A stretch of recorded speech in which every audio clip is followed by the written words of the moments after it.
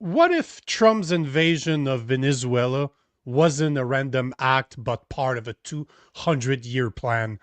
Could Canada be next? My name is Nico Lagan, and I'm too conservative for the conservatives. My co host, Rob Ambrose, not woke enough for the liberals. We are the political orphans. So today's episode all started with a comment somebody made in the comment section, and I apologize, I do not know who it was, but somebody yesterday spoke about the Monroe Doctrine, which I gotta admit, I had no clue what it was. So today, obviously, because it was in my subconscious, I saw it. I saw Monroe Doctrine mentioned in an article, and it sent me on a 4-hour research dive of what the Monroe Doctrine is all about. So today's show is all about the Monroe Doctrine and what it means for Canada, because it's kind of insane that this doctrine exists in the first place. I wasn't aware. I don't know if Rob, you were aware. I don't know if the people Yeah, out there were aware of it, but the Monroe Doctrine is now called the Donroe Doctrine, and we'll get into that. And yes, that is named after Donald Trump, and I'll explain why. But today's episode is really a deep dive on the Donroe Doctrine, and I have a lot of videos. I have about 4 videos I want to show you guys. Some of them are 5-7 minutes long, but they are very good videos. Like, they're very, very informative. So hopefully you guys are ready for a lot of information. We will dust up the history books, dust up the history lessons that I forgot or never attended. I did smoke a lot of drugs back then. So yes, we got some smart people, because Demetrius the Great is bang on. 1823 is when it came into, it's when it was introduced by, guess what? President Monroe. yeah. That's why it's called the Monroe Doctrine. But here is we're going to start easy on Trump. So here's Trump talking about it, because for the people out there that don't know, Trump actually used the Monroe Doctrine in order to invade Venezuela. That is what he used to actually kind of make sense of what he was doing. And today, like I said, we will explore what it means, why it matters, and could it be problematic for Canada? Because from what I found out, or for what we're going to see today, it could be. It definitely could be. So here's Donald Trump trying to explain the Monroe Doctrine, or at least why he used it. It's not the best of videos. I just thought I'd start there. All the way back, it dated to the Monroe Doctrines. And Oh, this is lagging something crazy, isn't it? Yeah. Um, Yeah, I wonder why. yeah. Hold on. Where is that coming from? Is that YouTube? Yeah, that's YouTube. Yeah. Monroe Doctrine Yeah, is a big deal, but we've Yeah. Oh, superseded that's it by a lot. Yeah, that's unlistening to, like that's Yeah. unwatchable. I What mean, the you hell's could. going on there? Are you able to download them and play them? We can just. Yeah. Yeah, that's probably the that's normally what I do when this is streaming. So I'm guessing that StreamYard's having issues. So Yeah. let's do Shouldn't that. take too long. But yeah, No, no, it's no. I download a lot of videos, so I'll just download them all as one's playing. I'll download the next. I'll make it yeah. easier, but what a pain in the bum bum. Yeah, no, I think it's definitely worth doing this dive into though, because I think Trump's move on Venezuela, I think it's going to go down as a pretty important geopolitical turning point. And I think we all need to be aware of what this is, because this is going to be the new normal in geopolitics, I believe. And that's what's interesting, because it comes down from one of your comments yesterday. Like, the US had the big swinging dick for a long time, just never really used it properly. Like, in the past few years, they kind of didn't use their power. And now Trump is just like, a fuck you. And he's just using it. And that's what the whole show's about, because he's not the first one. Is that it hasn't been done in a very long time. And if I connected the dot to what it could mean to Canada, because I started seeing, those memes of Carney's face on Maduro's face as he's getting arrested, and people are just like, "Oh, this is next," and that is incorrect. He does not have to arrest No, Carney. He doesn't no, need to. He can just say, "We're taking over. This is why we're taking over. We're using the Monroe Doctrine." But here is, I got the video, so I'll download the next ones I have. So let's see. Hopefully this Way back, works it properly. dated to the Monroe Doctrines. And the Monroe Doctrine is a big deal, but we've superseded it by a lot, by a real lot. Still lagging, eh? They now call it the Donroe Doctrine. yeah, a little bit. Yeah. And I don't know, it's Monroe Doctrine. We sort of forgot about it. It was very important, but we forgot about it. We don't forget about it anymore. Under our new national security strategy, American dominance in the Western Hemisphere will never be questioned again. Won't happen. So just in concluding, for decades, other administrations have neglected or even contributed to these growing security threats in the Western Hemisphere. So basically, what he's saying is a return to might makes right. He's basically saying the Western Hemisphere is our backyard, and we're going to exert authority over it. And that used to be the new normal, that used to be the norm in global politics, probably up until 70s or 80s, really maybe even up until the end of the Cold War. When the Cold War was happening, America was very strict about no Soviets in the Western Hemisphere. That's why the Cuban Missile Crisis was such a big deal, because Soviet Union was having a presence basically on America's doorstep, and they couldn't accept that. So, it is the new normal for us now, and it feels maybe new, but it really is the old normal, just coming after maybe a 20 or 30-year break. It's just that the US has had the big swinging dick for a long time, just refused to use it. That's Yes. it. It's really, really that simple. And now they're simply saying, you know what? We're done. We're done. We have the power to do it, and we're just gonna do it. They don't care about international law. They don't care if people are happy about it. They don't care. They really don't care. They don't have to care. And Trump, at the end of the day, Trump is not going to get reelected, right? So he does not care. What's the worst that's going to happen? That's why you see such a difference between right now and 4 years ago, or 4 years ago, technically 8 to 4 years ago, why it was so different. Because he didn't understand what was going on back then. He didn't have the understanding that he has today. But today, he ain't messing around at all. So here is, I downloaded the next video, so hopefully this plays a lot better. If not, I will reboot my laptop to see if the problem's not on my end. So let's see right here. Allow me to go grab the video that I just downloaded. But yeah, this video, like I said, the videos are longer than we normally show, but they're very informative for the people out there that don't remember history, or like me, that had no idea what the Monroe Doctrine was. But we need to start from the beginning. So let's see if this video works. It's really on the Monroe Doctrine. It's like a 101 from I can't remember what the name is, but early here's the video. cornerstone of U.S. foreign policy. It is steeped in ideas of dismantling colonialism and shifting global power dynamics in the 19th century. Its origins are simultaneously simple and complex. Let's start by meeting James Monroe. Before he became the 5th president of the United States, he fought and was wounded in the American Revolution, served in state and federal government, and held several diplomatic posts. Through it all, he believed firmly in the American experiment. And a doctrine is a principle or idea that influences a government's actions. Doctrines can become part of a country's foreign policy. The Monroe Doctrine began as part of an elaborate speech Monroe gave in 1823. So how did he get there? In 1812, the United States fought and won a second war against the British. This win showed powerful European nations that America could defend and maintain its independence.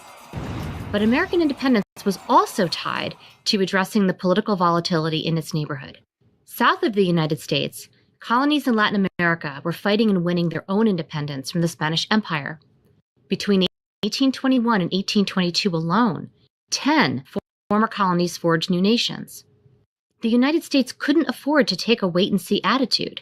Could these new Latin American countries keep Europeans from recolonizing them? Somebody had to say something. But would anything the U.S. president had to say really make a difference? It's tricky. Monroe recognized the need to support Latin American independence, but at this point, the United States was not a global superpower. Its economy and military were no match for the Europeans. Enter the greatest naval power in the world, Great Britain. Great Britain wanted to trade with the new Latin American nations and was also keeping an eye on the competition from mainland Europe. They knew firsthand that empires are expensive to maintain. The British were not interested in any recolonization schemes, but they worried about others and even offered to make a joint statement with the Americans, warning Europeans to stay away from the Western Hemisphere. Monroe and his advisors knew that Great Britain would provide the naval might to back up a statement. The offer to issue a joint statement was very tempting. But would a joint statement make the United States look weak? Some of Monroe's advisors did not think so. They argued that teaming up with the British was how the United States could be taken seriously by the other European powers. But Secretary of State John Quincy Adams disagreed. Like Monroe, he remembered America's hard-fought victories against the British. Adams told the president that riding on the coattails of the British was no way to establish dominance in its own neighborhood. Adams also saw this as an opportunity to reaffirm America's strong, independent foreign policy. Wise leaders consider all points of view before making a decision. Ultimately, Monroe agreed with his Secretary of State. In a speech to Congress on December 2, 1823, he made the United States' position clear. Monroe declared the Western Hemisphere closed to future colonization. He also reminded the Europeans that any interference in the Americas would be considered a hostile act against the United States. This is where it becomes in effect, important. This bound the security and economic interests of the United States with that of the new Latin American nations. But what Monroe did not say in his speech was just as important. He did not lay out a plan of action should the Europeans ignore the warning, because when in reality, there wouldn't be much the United States could do. However, the presence of American diplomats throughout Latin America did help forge new alliances. Diplomats built relationships with Latin Americans and provided valuable intelligence back to Washington regarding European ambitions in the region. As it turns out, while both the United States and European nations did eventually interfere in the affairs of independent Latin American nations, it would be America that cast its imperial arm over the Western Hemisphere at the dawn of the 20th century. Though there was one significant difference from Monroe's time, there would be no question the United States could now back up its words with military and commercial might. So simple. It started as a way to prevent the English and Europe to come into North America and South America and colonize again. They're like, hell no, not happening. Very smart the way Monroe did it. He didn't put any real sanctions to it. Just say, don't do it. And over the years, guess what? America became the global superpower. And now they have the big swinging dick. They can do whatever they want. And it's important to understand where this comes from. And the other thing that's important to understand is the next step to this is what they call the Roosevelt Corollary. So this is kind of an amendment, if you will, that's meant to that was made to the Monroe the Monroe Doctrine. So they call a corollary in addition that changes the meaning of old laws. So that's pretty simple, because you'll see that if you're looking at the news right now, they are talking about the Donroe Doctrine, which is the Donald Trump doctrine, and they're talking about the Trump corollary that was stated in the National Defense release back in December 2025. We'll talk about that after, but up to now is just to try to put some context behind it. And here is a video explanation of what Roosevelt corollary did and how Trump is using that to its advantage right now, and you'll understand why. But here is another great video right here.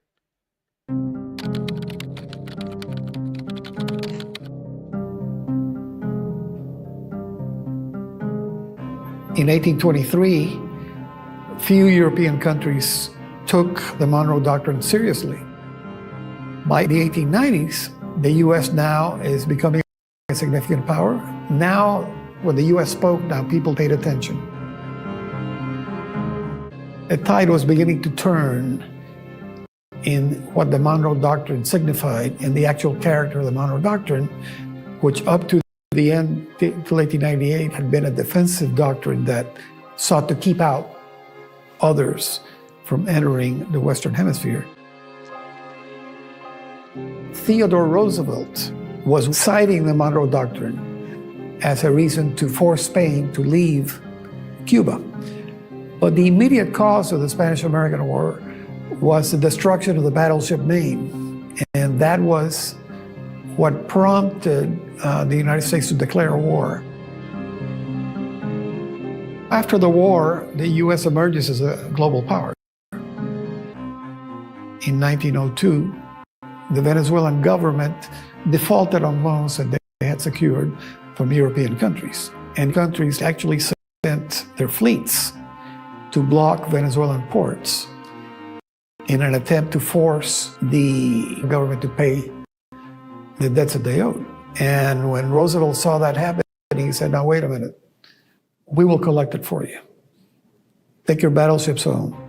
We'll take care of situations where nations who are in flagrant violation of the established rules of civility will be taken to task by the United States in this hemisphere. And that was the beginning of the Roosevelt Corollary to the Monroe Doctrine.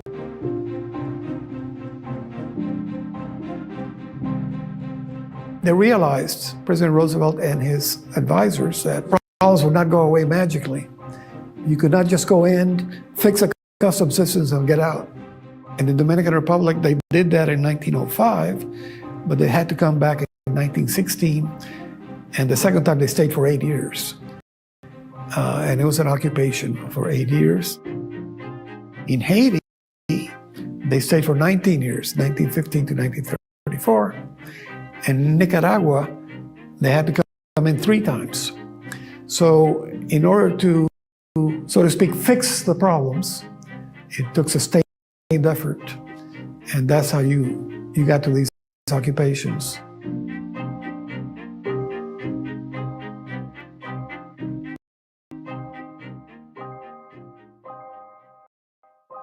The U.S. was viewed through a different prism after the interventions began in 1905 under the Roosevelt Corollary. Of course, in 1933, Franklin Delano Roosevelt says, we will not intervene in the affairs of our neighbors, and that was the end of the Corollary. But in 1945, when the Cold War starts, then the Monroe Doctrine becomes a good jacket to wear to keep the Soviets out of the hemisphere. Of course, Guatemala in 1954 was a U.S. unilateral action, and it was certainly mentioned in the case of Cuba, Dominican Republic, 1965.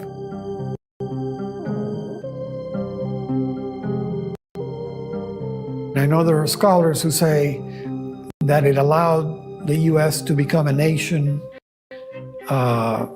in the world arena, to be able to execute its power, etc. But I think in Latin America, the view is largely negative about the Roosevelt Corollary.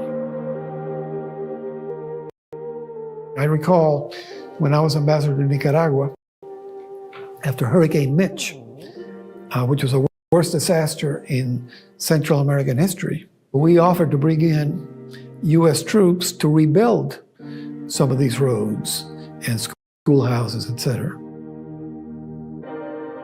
And the Sandinistas, who were not pro-American by any means, mounted a campaign saying, well, you saw what happened when the Marines came last time. So the U.S. wants to recapture its territory And not only that, they're going to bring AIDS into the country. This was the time of the AIDS epidemic and its aftermath. So we had to mount a public relations campaign against that, which was difficult, but I think at the end, we convinced the Nicaraguan population that we were not there to take over territory, but just to help.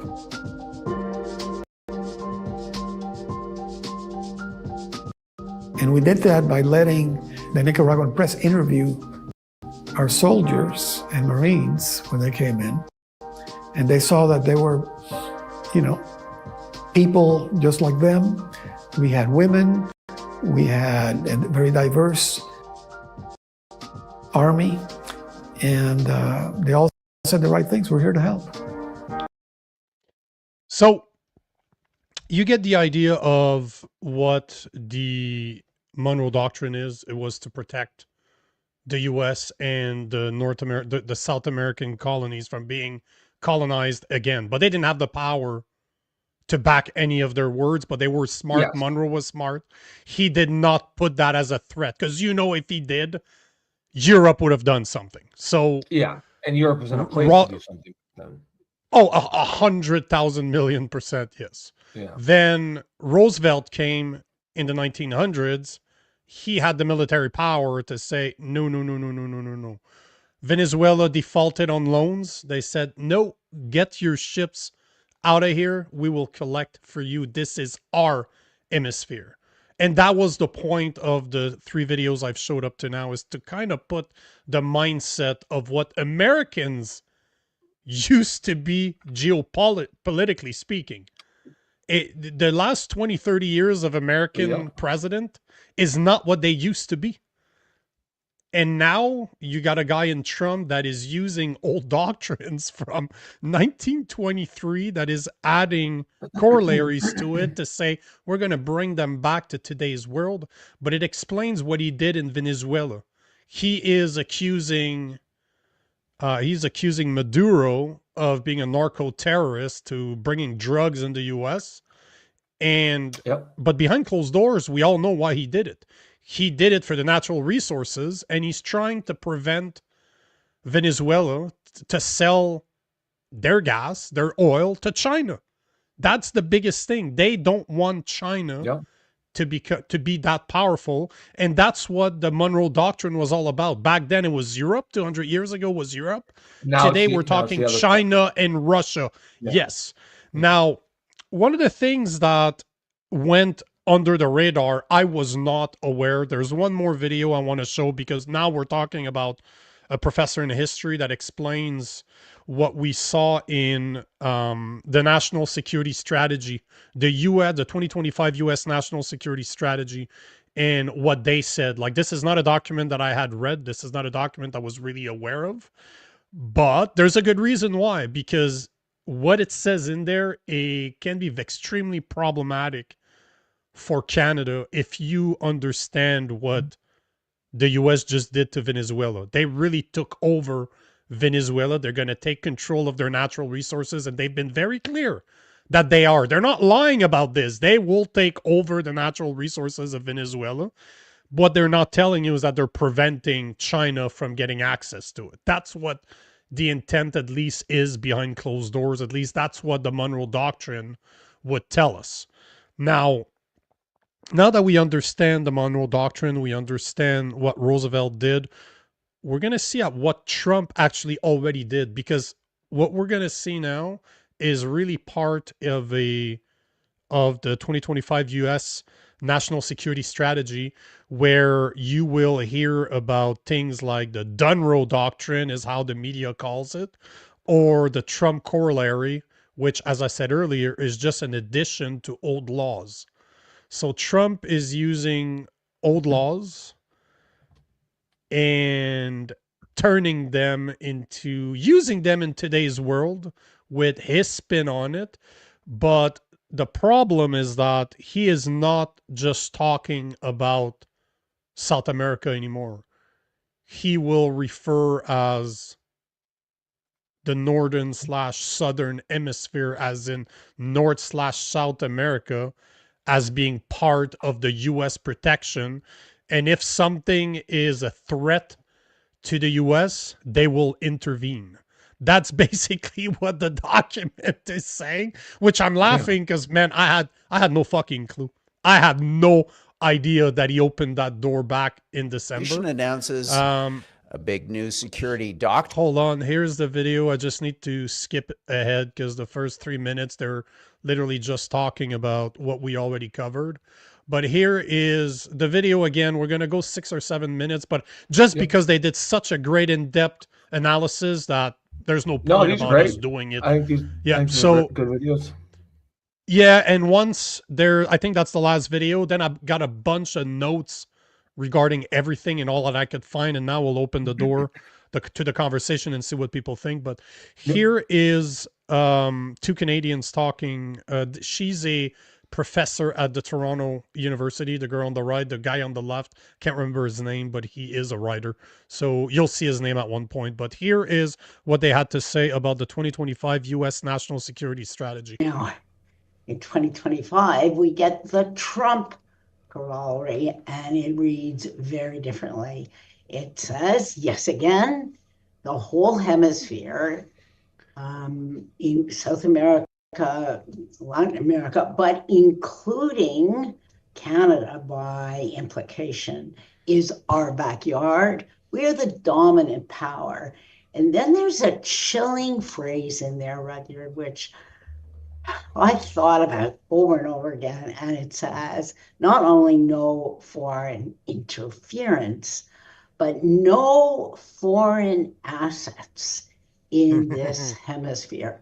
Just think what that might mean for Canada if the Trump administration means that literally. And also, with regard to Canada, somewhat chilling language, Janice, about access, that the United States, in a sense, demands through this doctrine, both kind of, as you noted, a kind of economic dominance, but also access to important kind of routes of transit and domains for American force projection, specific mentions of the U.S. Coast Guard, U.S. Navy. Janice, this reads like a sighting, a kind of scope on Canadian Arctic sovereignty, and particularly the Northwest Passage, which has been a long-standing issue of contention between Canada and the United States as to whether that is sovereign Canadian territory, a Canadian waterway, or as the United States have long claimed, a right to navigation, that this is in fact an international waterway which the U.S. and presumably other powers, therefore, could transit. Janice, do you share a concern here that this report kind of does some legwork? It sets up possibly the basis for a more direct U.S. challenge of the Northwest Passage and Canadian sovereignty in that context. And I'm just going to pause it for a second because this is important. This is the part that matters to Canada, the Northwest Passage, and if he puts his claim to it. And you'll understand why. They'll explain why the security risk. Like, we've been hearing Trump talking a lot about Canada being a security vulnerability. And he is starting to use the Northwest Passage as one of the problems that China, Russia could use to get close to Canada, thus getting close to Alaska. But you'll see afterwards, I don't remember if they talk about it in this video or it's just in the amongst the amount of research that I've done earlier. But there's other reasons why Trump wants the Northwest Passage. But you'll see that this is the part that we need to be very, very careful about. Because again, we've spoken about this many times, you and I. If the U.S. decides to invade Canada, ain't nobody stopping them. Canada cannot fight back. I don't care who you are. I don't care what you think.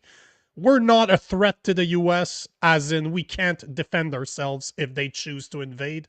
We're screwed. Like, let's be honest here. You think it was something what they did to Venezuela? They do the same thing to us. It wouldn't be hard. Yeah, well, yeah. I mean, I think there would be more global blowback and pushback. You know, one thing in Trump's favor in Venezuela is everyone knows Maduro was, you know, an unelected dictator, that he stole the election in 2024, Sure. and that gave him all cover. So, I mean, he certainly could do it if he wants to. There's no doubt about that. Politically, there'll be a lot more blowback, and I think he, you know, I think there's ways Trump could get most of his goals without a flat out invasion or Sure. removing of Yep. our prime minister. I think he'd be a little more discerning. But yeah, as far as can he do it? Yes, he absolutely can.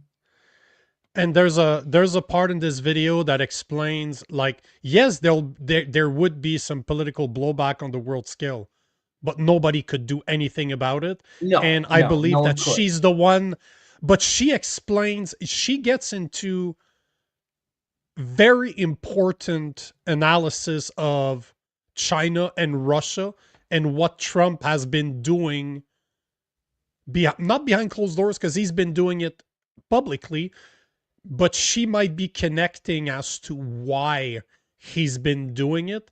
And yeah, so I'll let this play. I just wanted to make sure that we were all on the same page, but this part, extremely important. It's, that woman is actually brilliant. If what she says is true, goddamn, she knows her stuff. That's it for sure, Roger. Again, you know, you read relevant language there.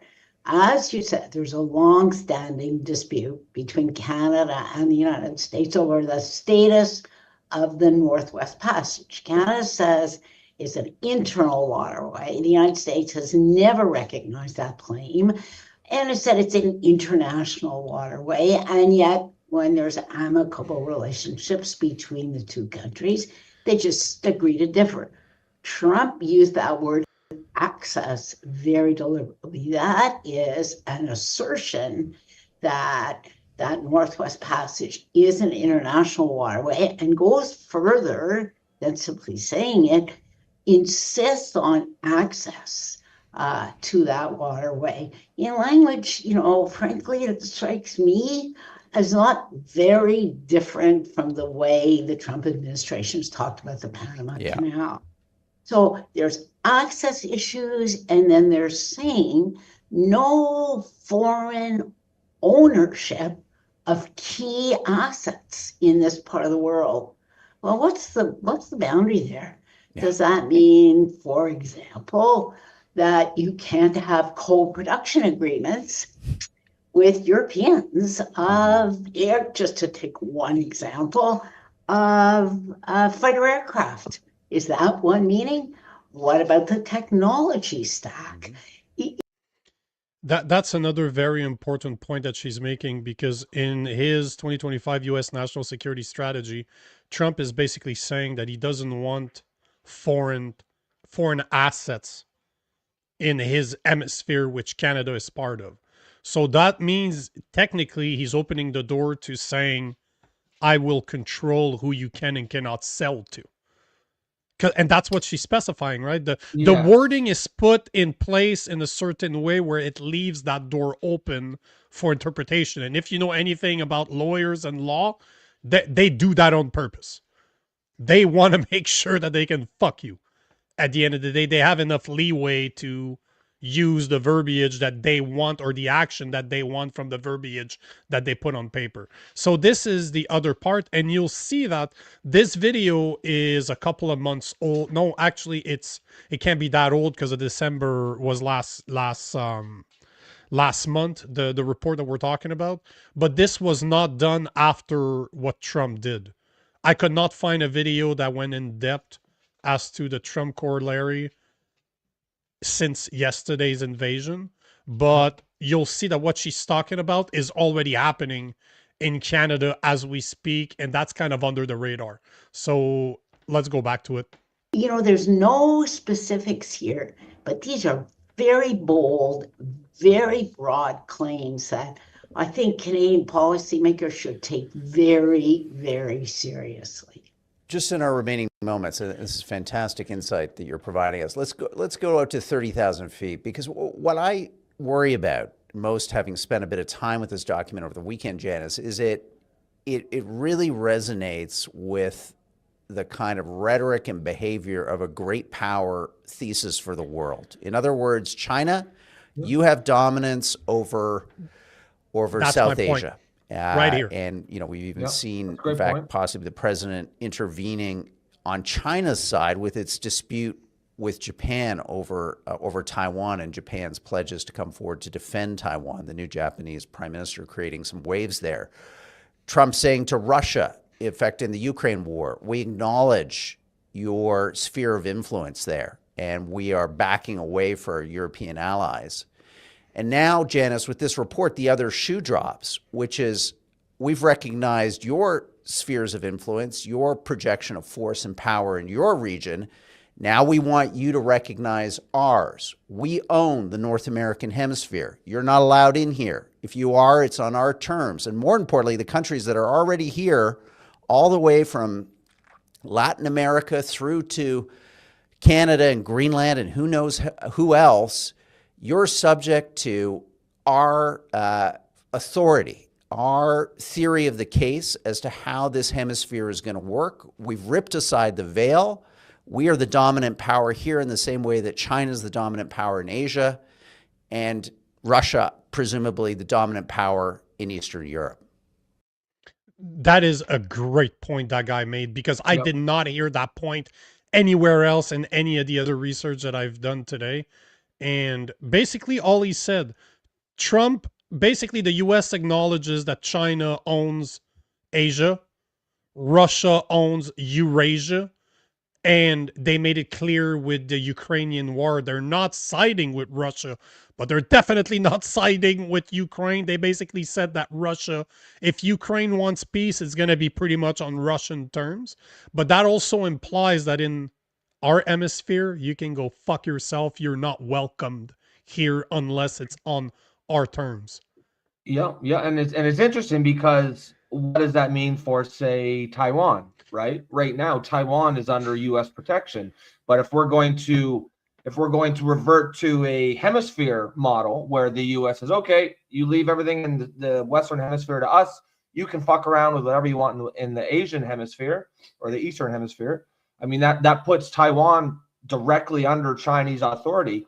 And if they want to take Taiwan, as far right now, it is American doctrine to go to war over Taiwan. With this new sort of Monroe Doctrine or Donroe Doctrine back in play, does that change that? Does the U.S. look the other way if China takes Taiwan? Lots of angles to this, for sure. But it's how it impacts Canada, because that's a position that Canada's never been put in by the US, right? Yeah. The US has never told Canada to sit down. If you're not doing it the way we want to do it, we'll make you. Because it's not an option. And who has the power in the world, on the world stage, to go against the US? Russia and China. Do you think they're going to come defend Canada if the US decides to say, you know what, the Northwest Passage belongs to us, or we have authority over it, and you can screw it. You can go fuck yourself, because it doesn't matter. What the hell are you going to do about it? Even if you don't agree with it, what are you going to do? You're going to make social media posts where you're going to have a lot of angry faces at the end of your sentences? It's not going to matter. You're going to write them a strongly worded letter. Okay, cool. You're going to put sanctions on them? Sure, bro, they buy 75 to 80% of our exports. Sure, cool, awesome. You have a lot of power in that threat. We don't have any power. We've said this for almost a year now, that we don't have any power when it comes to the US, that they hold all the leverage. Now, is this going to happen or not? I don't know. But what they did to Venezuela pretty much indicates that they really don't care. If it's in the best interest of the US, and it takes it away from China, they don't care. And here I wanted to quote one of the passages from the 2025 U.S. National Security Strategy. The United States will no longer tolerate security deficiencies on its northern border that invites hemispherical interference. We will assert and enforce a Trump corollary to the Monroe Doctrine. We want a hemisphere that remains free of hostile foreign incursion or ownership of key assets. That is one of the things that the woman was referring to, the professor at the Toronto University was referring to. And as you can tell, they spend a lot of time speaking about the Northwest Passage. I don't know for you, man, but I had to brush up on my history today. So I figured I'd show a picture of the Northwest Passage just to make sure we're all on the same page.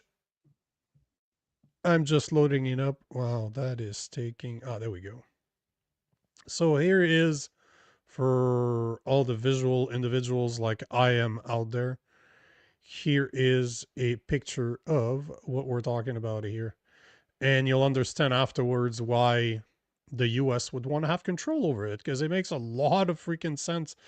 But here is the Northwest Passage that we're talking about. So obviously this... You can tell this is Canada, right? Like this, between Greenland and the Banks Island, this is all Canada. This belongs to us. But there's a part on the west, as you can see, goes next to Alaska. It actually surrounds Alaska on almost 3 sides. Well, 2 of the 3 sides that are on water. So this is what the Northwest Passage, for the people that didn't remember.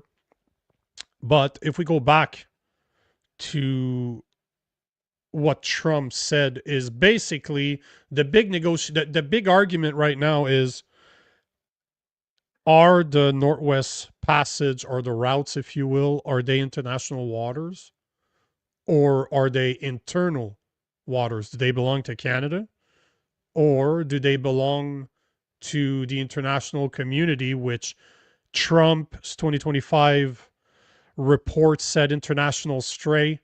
His freedom of navigation policy means the U.S. Navy now views our permission as optional.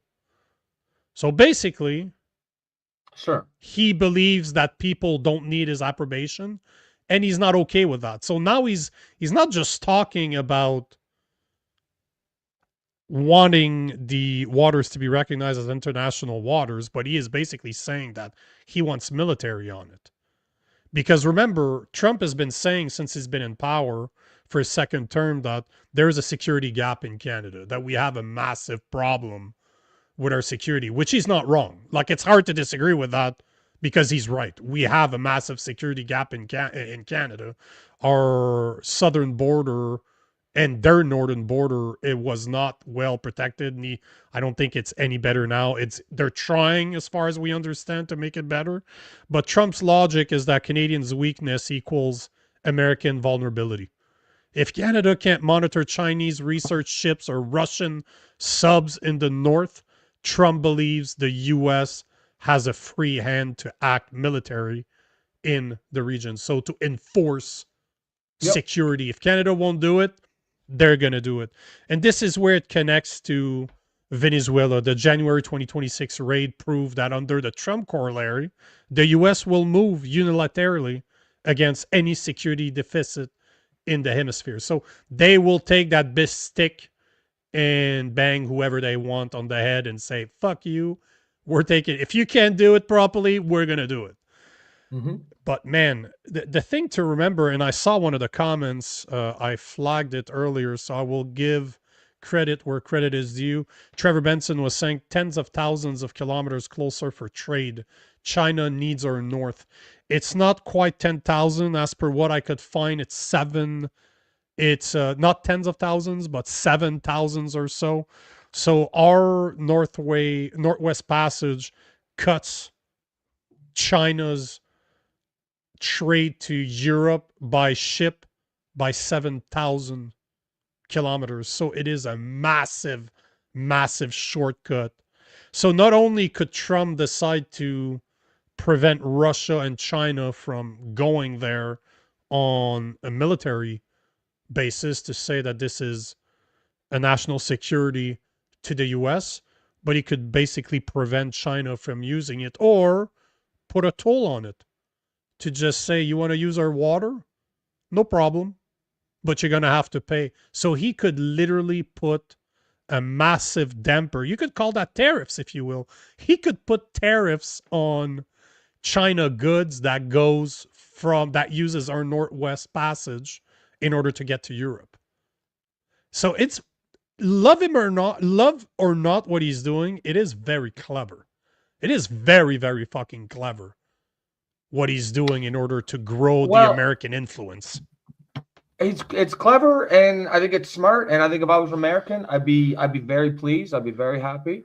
I think something had to give. Something had to change. We've been in almost a geopolitical stagnation or a stalemate for 20 or 30 years. The American presidents have not been willing to lead, and I understand. I think I know the mechanism. I think after the Iraq War, like certainly going back to Vietnam, right, and then the Iraq War 1 and 2, America got this reputation as sort of a warmonger, going around just attacking countries willy-nilly, and I think American presidents since then have been shy. And I mean, it's been mostly Democratic presidents, right? It's been Biden and Obama, basically, in one term of Trump. He was just figuring it out. But I think Trump's just getting back to saying, you know what? I don't give a shit what the rest of the world says. We got the big swinging dick, and we're going to use it. And what are they going to do? Yeah. But what are they going to do? Because he made sure.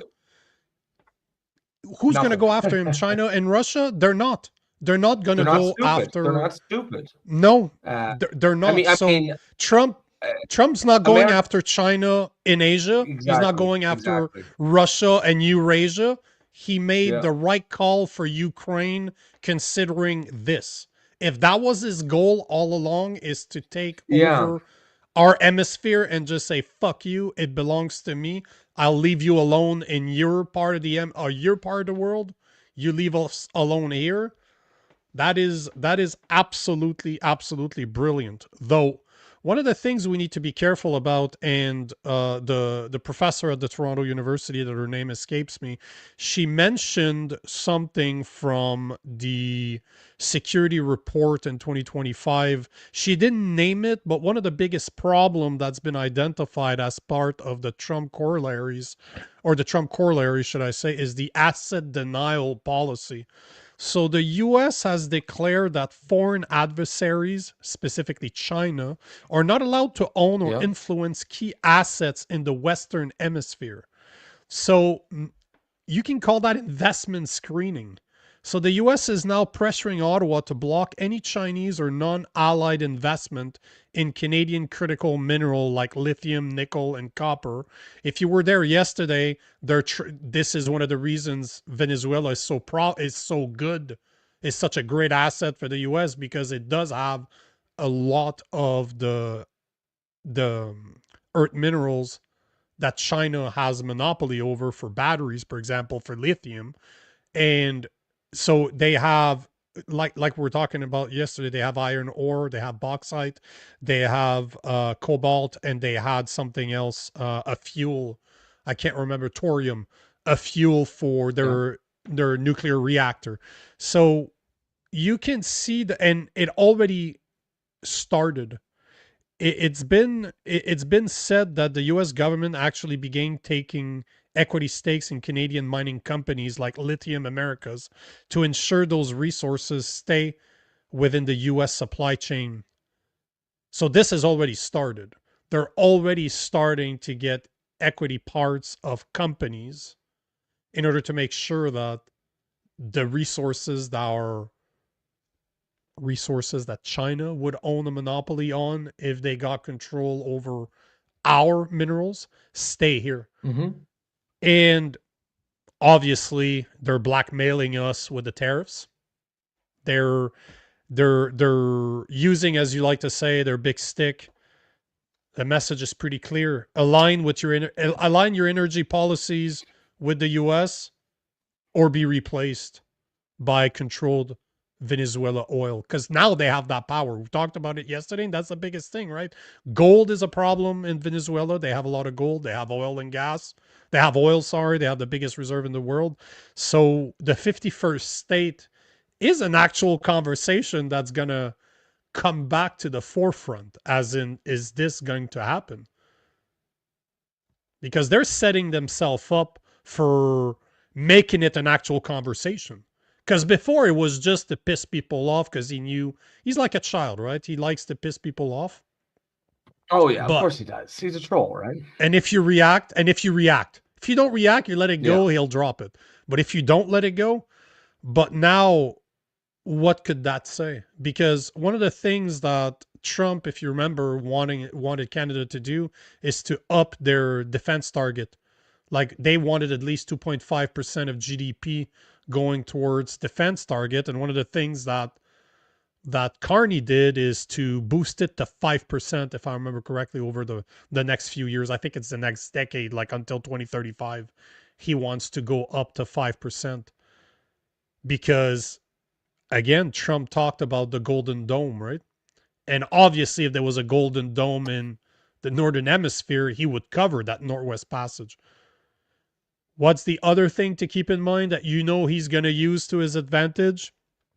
The Kuzma trade review that's coming up in July.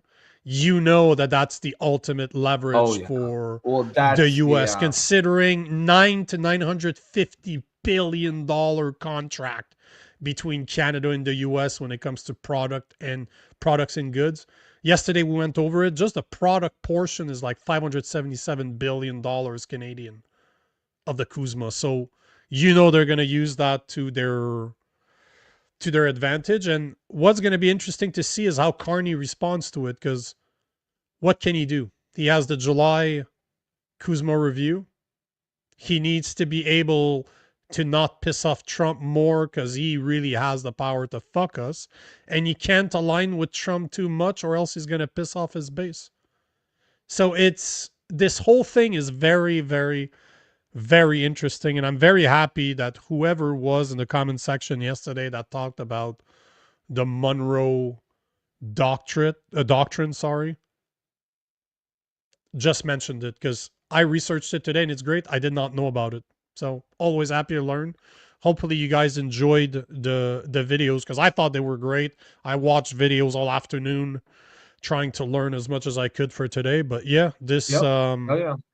It's I mean, it's certainly interesting, right? If you're a fan of history, geopolitics, you kind of see, that what they say, like nothing new actually happens, right? It's just the same things that happen over and over again. And I think you're seeing that cycle repeating itself. You can see that in the fourth turning, that theory, that concept, even though that's not what we're talking about here. We're talking about geopolitics here, but it's the same principle everywhere you look. When you look on a long enough time scale, you really just see history goes in a cycle, and we're starting what seems to be a new world order, which is actually the old world order, where the great powers have their own hemisphere, and people don't fuck around. I'd be shocked if Trump's willing to go to war over Taiwan, and that has been U.S. policy.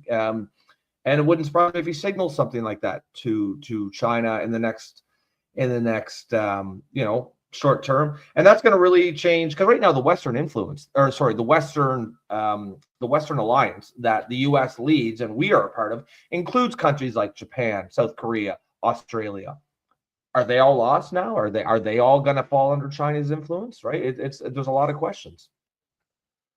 It's just interesting to see world powers going back to using their power, because this is something that it seems like from Gorbachev, like end of the 80s, beginning of the 90s, when they signed the agreement that NATO could not infringe on countries like Ukraine and Belarus to leave a zone between Europe and Russia. It seems like there hasn't been a lot of people swinging their power really outside of the US in certain key areas of the Middle East, but they weren't swinging that really in the northern hemisphere, like here in the West.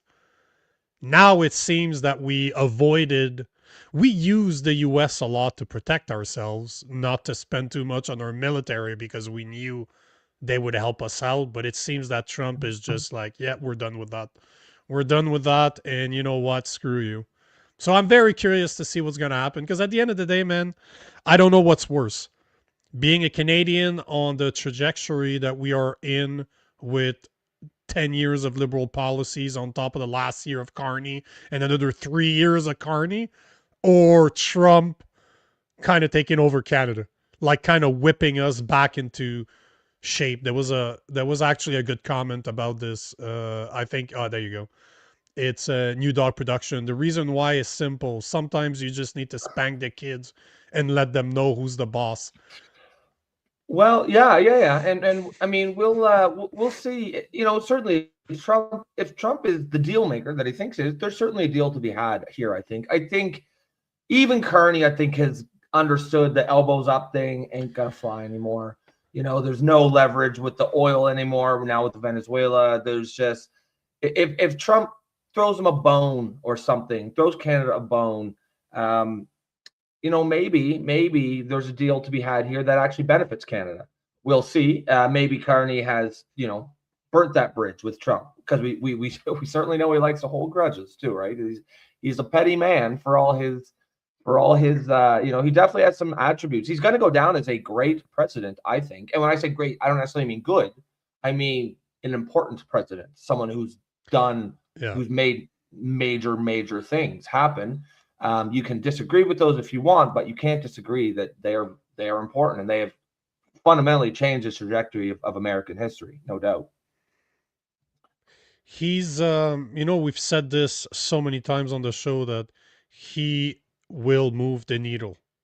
There's no status 100%. quo when it comes to Trump, and he is not scared to use his power either, and he will not apologize for it, and he will call you out in your face, like just like what you said yesterday, that he bombed what was it, Perez? Was it Hugo Chavez's grave? For no reason.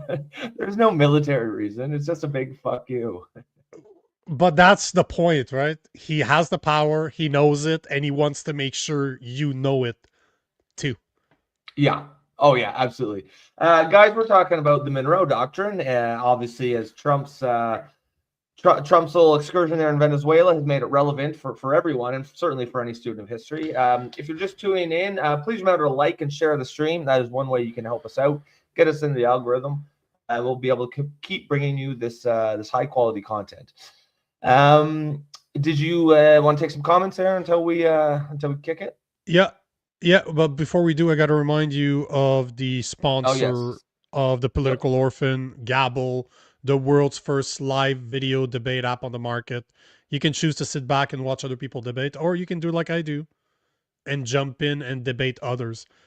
It's a great app. It's not just because they're the sponsor. I wouldn't take the sponsor if they weren't great, but it's actually fun to debate others. It's always polite, and you have about 10 subjects a day for you to debate. Pick a side and you debate people live just on your phone. You don't need anything else. Is it different? It's great. Different subjects every day? Like they pick the subjects every day? Okay. Yeah, they have like 10 subjects every day that you can pick. You wait for somebody to show up and you debate them. You have 3 minutes to debate them. So if you believe in civil discourse and honest conversation, honest debate, look in the description below for our affiliate link. I also want to ask a question to the audience. What would you guys think if we moved the show to 7 p.m. instead of 8 p.m.? Yeah, because that's on it's in the cards. It's definitely in the card, and it's a better spot for viewership too. Like it is at a better spot. And I gotta say, man, with a 6 months old, I could use being done at 8 instead of being done at 9. Because I don't get to sleep much, but that could potentially mean 1 hour more of sleep. At least try. So, Apostle Paul 2.0, it's that's 7 Eastern time. So right now we start at 8 Eastern time. That would be 7 Eastern time. Yeah.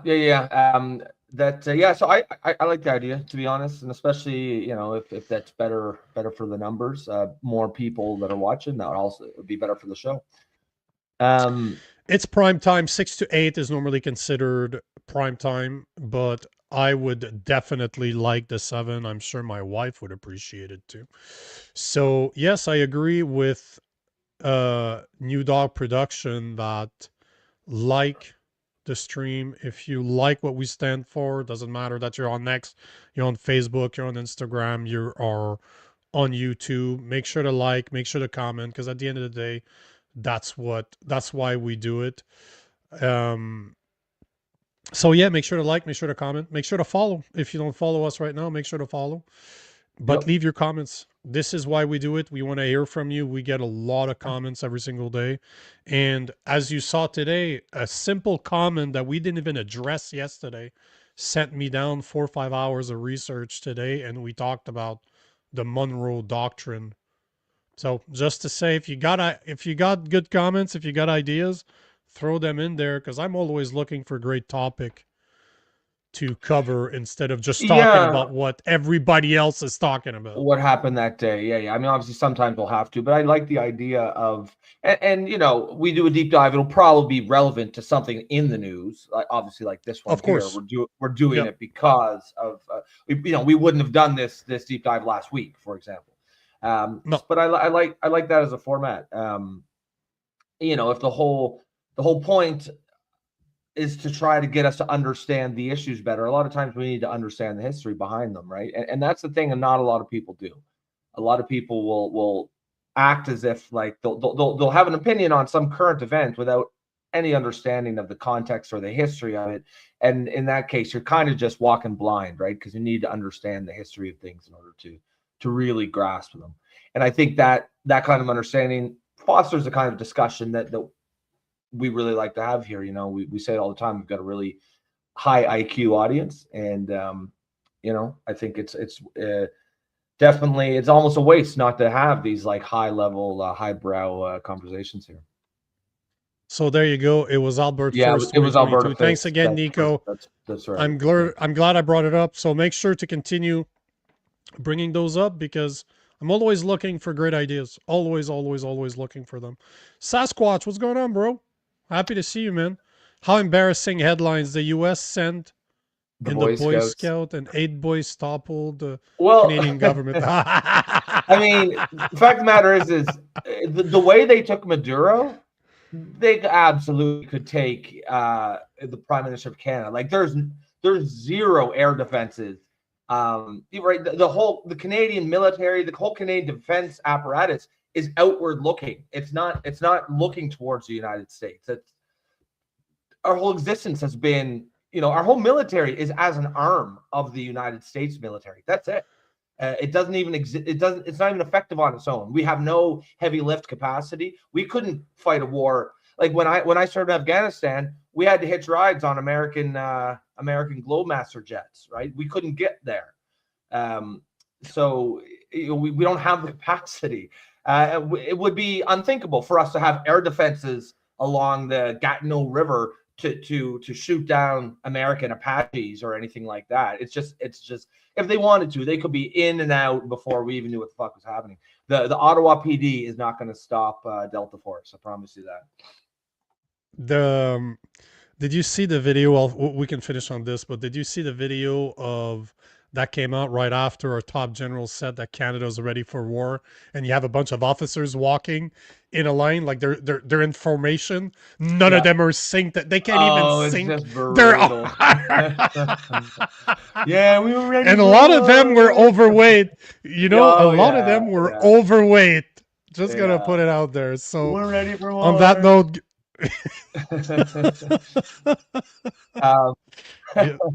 Should we take a couple comments before we go? All right. We can, man. I just got 2 here. I started here. Yeah, go for it. This one's also from Sasquatch. He says, no offense, and with all due respect to the U.S., with all due respect, the U.S. doesn't think about Canada at all. Canada would have to get much worse for the USA to do anything. I'm amazed by the Canadian Eagle that says, "Oh no, we're next." Yeah, I'm like, clearly they could take us down in a second if they wanted to. I don't think they will. I don't think they need to. I think they have enough influence in their soft power to kind of get to get the things they want. Even we see it with Carney. Even as Carney's doing elbows up behind the scenes, he's cutting deals with Brookfield's cutting deals with Donald Trump to build nuclear. So they're getting what they want. And Donald Trump probably doesn't give a shit about the elbows up stuff. He understands it's all theater. I think they don't need to do all of that. And like we were saying at the beginning, Sasquatch, you probably missed that part, but they don't need to invade us. You guys don't need to invade us. You guys don't need to take Carney away. I wish you did, but you don't have to. You can literally tell us what to do, and we're going to have to do it. And that's why we're talking about the Northwest Passage. Because if Trump really wants it, he's going to get it. That's plain and simple. Sure. What are we going to do? And when you think about it, it's fucking brilliant. It's absolutely brilliant to cut the legs off of China, both military and to their exports to Europe. It's absolutely brilliant. So it will, I think it's going to happen. It's just a matter of time before it happens. But us saying that they're going to invade, they really don't need to invade. We're just kind of saying that if they chose to, it wouldn't be a fight. Let's be honest here. It would not be a fight whatsoever. Yeah. Oh no, not at all.